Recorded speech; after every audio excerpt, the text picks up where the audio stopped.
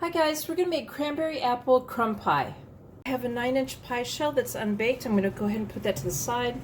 I have 6 Granny Smith apples that I have peeled, cored, and sliced, and I have them in a bowl of water with about a tablespoon of lemon juice to stop them from turning brown. I'm going to put that to the side too.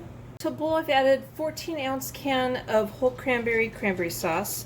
I'm adding 3 tablespoons of tapioca and 3 tablespoons of all-purpose flour, 2 teaspoons of ground cinnamon, 1/4 cup of granulated sugar, 1/4 cup of packed brown sugar, light brown sugar, 1/4 teaspoon of ground nutmeg.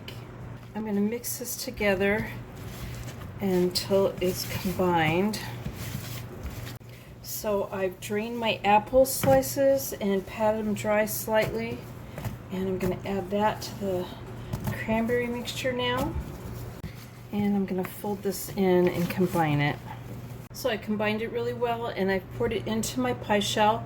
I'm going to set this to the side and we're going to make the crumb topping.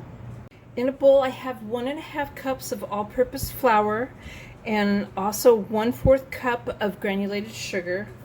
And I'm going to add 1/4 teaspoon of salt. I'm going to whisk this together. I put in 6 tablespoons of salted butter that's slightly softened to room temperature. Now you can do this with your hands, with a food processor, with a fork, pastry blender. I'm making crumbs out of this. I'm going to start off with a fork, and I will probably use my hands after I get going here. Let me just show you what it's going to look like. So I filled the top of the pie with the crumbs, and I put little tiny dots of unsalted butter all over the top. It was about 1.5 tablespoons of the unsalted butter. And my oven is preheated to 350 degrees, and I'm going to place this on a cookie sheet lined with foil and bake it for 50 to 60 minutes. I want the crumbs to be slightly golden brown and the juice to be bubbly.